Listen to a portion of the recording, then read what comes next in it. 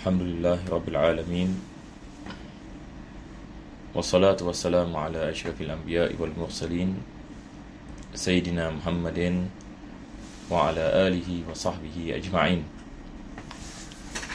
Alhamdulillah, bagaimana dirahmati Allah Subhanahu wa taala, kita akan meneruskan pengajian kitab Umratus Salik daripada mana kita berhenti pada kali yang lepas, yang mana kita masih membicarakan tentang al-mawaqit, iaitu berkenaan dengan waktu-waktu solat. Pada kali yang lepas saya membicarakan berkenaan dengan solat zuhur dengan solat asar, bagaimana kita nak menentukan bila masuknya waktu zuhur dan bila masuknya waktu asar. Dan kita membicarakan berkenaan dengan bayangan pada sesuatu benda, kalau sekiranya bayangannya sama ukuran dengan benda di bawah ini matahari, dan bayangan tersebut ke arah timur, maka ini sudah habis ini waktu zuhur. Kalau sekiranya dia sama ukurannya, apabila dia terlebih ini sedikit, maka ini sudah masuk ini kepada waktu asar. Jadi berkenaan dengan waktu zuhur dengan waktu asar, kita juga membicarakan berkenaan dengan bila tergelincirnya matahari. Yang mana tergelincirnya matahari adalah apabila kita melihat sedikit bayangan ke arah timur, setelah ini matahari berada di atas ini kepala pada keadaan ini istiwa. Jadi masuknya waktu zuhur apabila tergelincirnya matahari, dan akhirnya adalah bayangan sesuatu benda itu sama dengan ukurannya. Ini kita membicarakan. Berkenaan dengan waktu asar, masuknya adalah seperti mana kita mengatakan terlebih sedikit daripada bayangan suatu benda itu, sebab kita menolak bayangan bagi istiwa itu.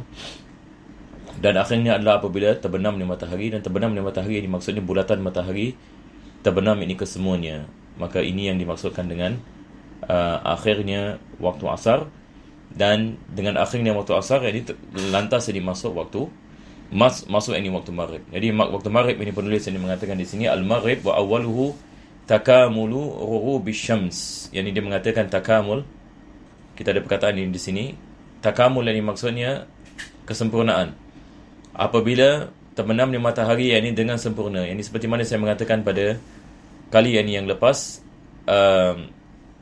matahari terbenam dengan sempurna, ini maksudnya bulatannya sudah tidak kelihatan lagi. Kalau kita berada di laut ini misalan, apabila kita tidak mendapat lihat bulatan ini matahari dengan sempurna, ini maksudnya matahari itu tidak dapat kelihatan sama sekali, maka ini sudah masuk ini waktu maghrib, walaupun cahaya masih berada di atas ufuk.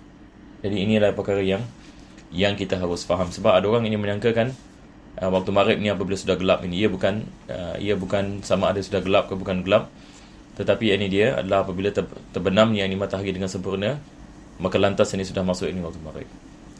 Lakin idza sara dhillu kulli shay'in mithlaihi kharaja waqtul ikhtiyar wa baqiya al-jawaz. Ini yang kita berhenti pada kali yang lepas. Penulis ini mengatakan kalau sekiranya bayangan satu benda itu dua kali ganda daripada benda itu, maka keluarlah waktu ikhtiyar. Yang kita dalam waktu asar ini, kita pertama sekali kita ada waktu fadilah. Dan waktu fadilah adalah waktu yang mana seseorang itu mengambil wuduk misalan, melaungkan azan, solat qabliyah, dan selepas itu iqamah, dan solat ini fardu. Jadi lingkungan masa yang dilakukan perbuatan ini dikenali sebagai waktu fadilah. Jadi sikit lebih kurang ini 15 minit. Jadi kalau asar ini waktunya 4.30 petang ini misalan, maka keluarnya waktu fadilah adalah 4.45. Jadi apabila waktu fadilah telah habis, masuk waktu yang dikenali sebagai waktu ikhtiar bagi solat asar. Ini kenapa ini kita membezakan waktu fadilah dengan waktu ikhtiar dan sebagainya. Ini kita membicarakan tentang kelebihan melakukan solat dalam waktu-waktu ini. Yang paling afdal adalah kita melakukan solat dalam waktu fadilah, dan seterusnya masuk ini waktu ikhtiar. Dan ini yang penulis ini mengatakan waktu ikhtiar ini habisnya adalah apabila bayangan satu benda itu dua kali ganda daripada benda. Dan saya menunjukkan pada kali yang lepas, antum boleh lihat ini video yang kali yang lepas, saya menunjukkan kalau kita ada kayu 1 meter, stick 1 meter, dan bawahnya ini 2 meter. Kalau dia dah masuk 2 meter, ini kita mengatakan sudah habis ini waktu ikhtiar. Apabila habis ini waktu ikhtiar, akan masuk waktu yang dikenali sebagai waktu jawaz. Dan pada waktu asar ini, waktu jawaz kita ada 2 jenis. Kita ada waktu jawaz yang tidak makruh, dan kita ada waktu jawaz yang makruh.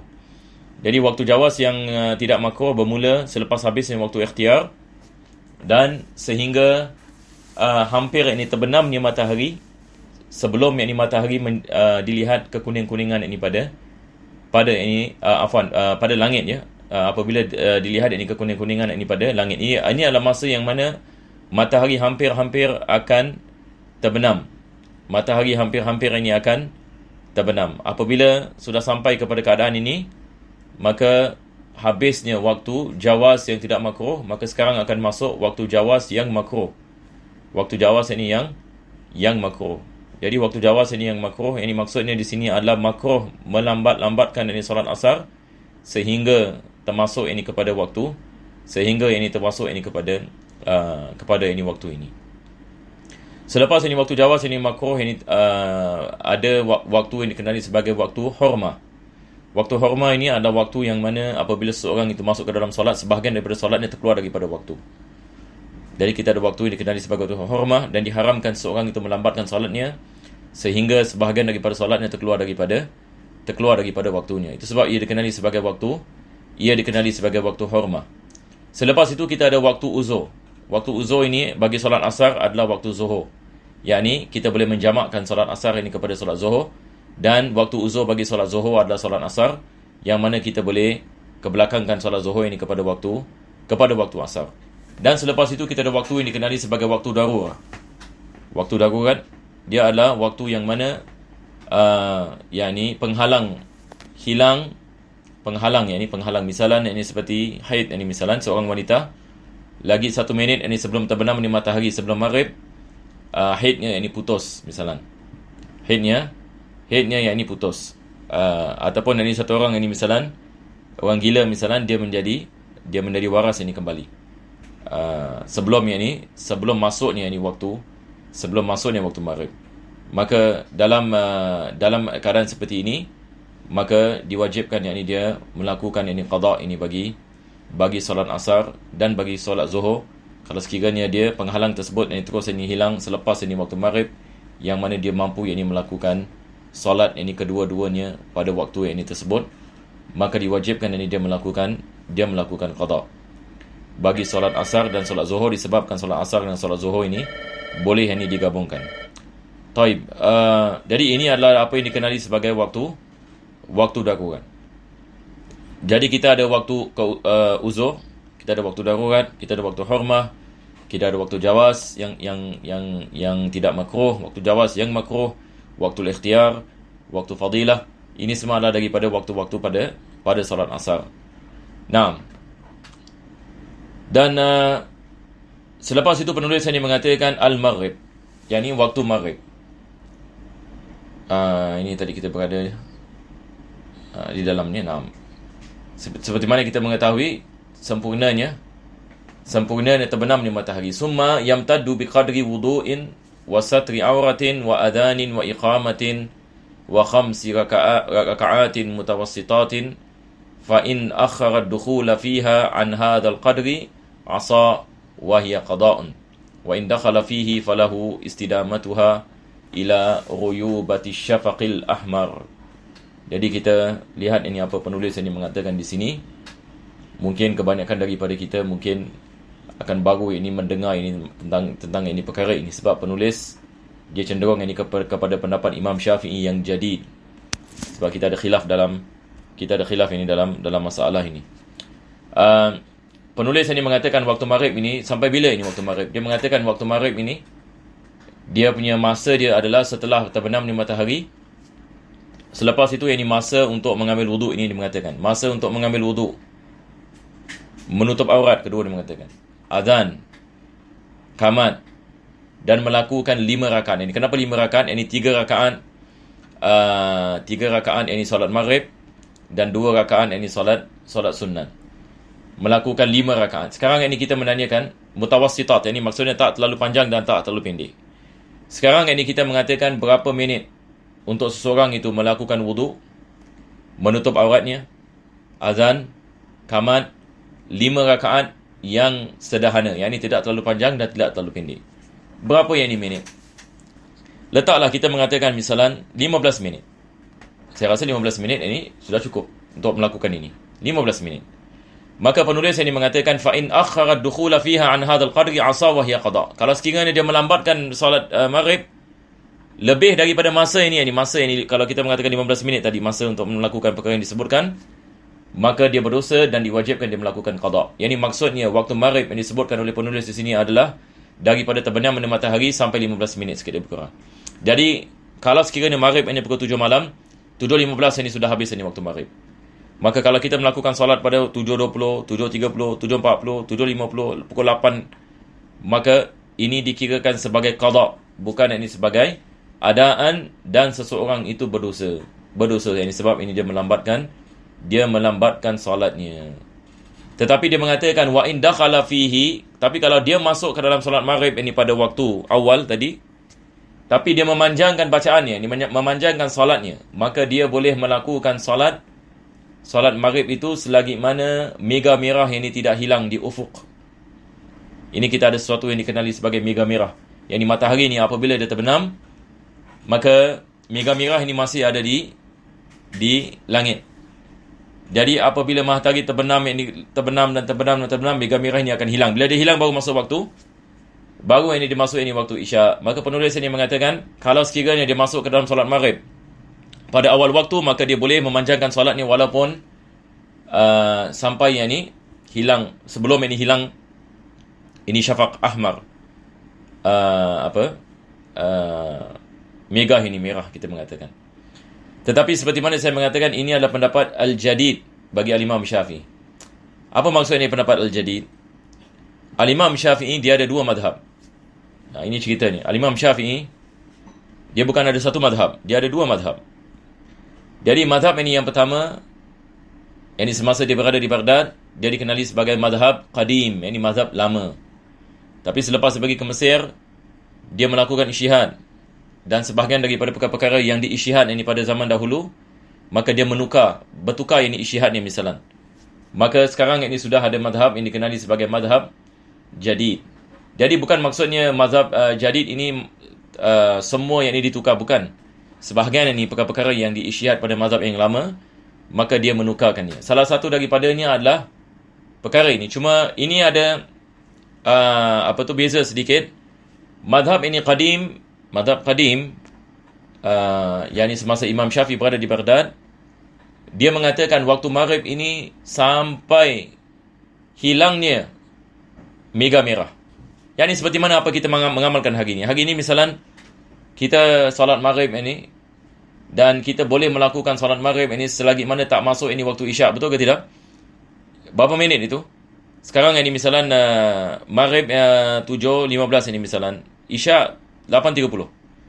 Jadi kita selagi mana ada dalam lingkungan ini waktu ini daripada 7 suku sampai 8.30, maka ini dikirakan sebagai waktu maghrib. Tetapi ini ada pendapat qadim, pendapat lama Imam Syafi'i. Yani Imam Syafi'i bila di Baghdad, dia melakukan isyihad, dan seperti ini. Selepas itu yang ini dia menukar yang ini isyihadnya. Dalam pendapat jadid ini dia mengatakan waktu maghrib adalah seperti mana penulis mengatakan di sini. Maka dia lebih cenderung kepada pendapat yang ini. Pendapat Al-Imam Syafi'i ini yang jadid, yang mana Al-Imam Syafi'i ini mengatakan masa untuk melakukan azan, qamat, tu aurat, salat 5 rakaat yang sederhana, maka sudah habis ini waktu maghrib. Jadi kalau satu orang itu melambatkan salatnya habis daripada waktu ini, maka ia dikirakan sebagai qada. Maka penulis Al-Imam Ibn Naqib Al-Masri, ini kita lihat ini kitab Umdah di sini, dia lebih cenderung kepada pendapat Al-Imam Syafi'i pada mazhab ini yang jadid. Akan tetapi pendapat yang mu'tamad dalam mazhab Al-Imam Syafi'i adalah pendapat qadim dalam perkara ini. Ulama-ulama kita mentarjihkan dalil yang menguatkan pendapat yang lama berdasarkan hadis, yang mana kita boleh mendapat hadis ini dalam Sahih Muslim, ini hadis yang sahih, yang mana Nabi SAW ini mengatakan waktul maghrib ma lam yaribish syafaq, atau kama qala SAW, waktu maghrib selagi mana mega, yakni mega dimasukkan di sana mega merah, bila selagi mana mega merah itu tidak hilang, yakni hilangnya mega merah adalah masuknya waktu Isya. Ini yang akan disebutkan selepas ini. Dia mengatakan wa awwaluhu ghuyubatu asy-syafaqil ahmar, hilangnya mega merah. Ini adalah maksudnya waktu waktu isyak. Maka pendapat yang mu'tamad dalam mazhab adalah pendapat yang mengatakan waktu maghrib boleh dilakukan selagi mana belum masuknya waktu isyak, dan masuknya waktu isyak apabila mega merah itu hilang, yakni di langit. Jadi ini adalah pendapat yang mu'tamad. Cuma penulis seperti mana saya mengatakan cenderung ini kepada pendapat Al-Imam Syafi'i yang jadi. Jadi saya harap ini kita boleh faham ini insya-Allah.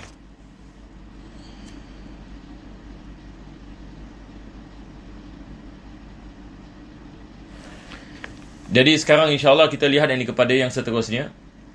Tapi sebelum itu mungkin saya nak terangkan sedikit apakah yang dimaksudkan dengan mega merah. Jadi mungkin saya draw sikit ya.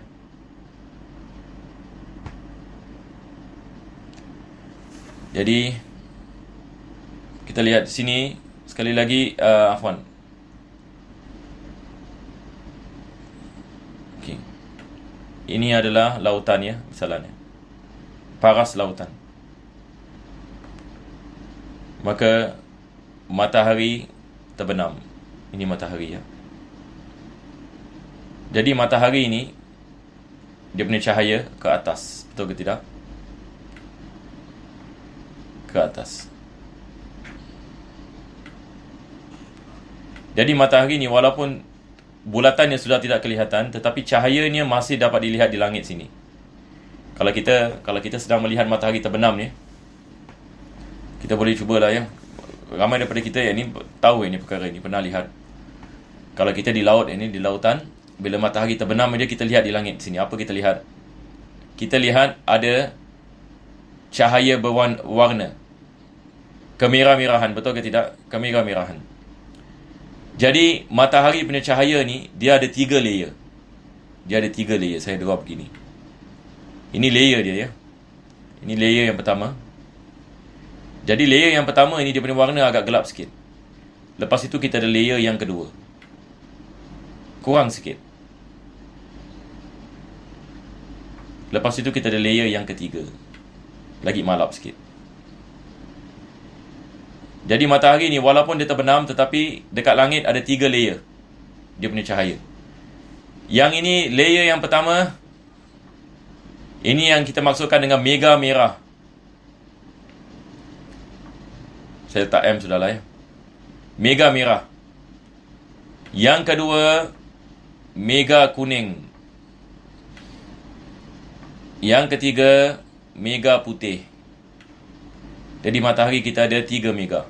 Merah, kuning, putih. Ini dalam kitab Safinatun Najah pun penulis ada sebut tentang mega bagi matahari. Taib, matahari ni cuba bayangkan kalau dia terbenam ya. Bayangkan ini dah tidak ada lagi dah. Ini dah sudah terbenam. Jadi apa yang ada sekarang adalah mega merah, kuning, putih. Jadi mega merah ini apabila hilang, ini maksudnya waktu isyak. Jadi selagi mana mega merah itu wujud, waktu maghrib masih ada. Ini berdasarkan dengan pendapat yang mu'tamad. Manakala mega kuning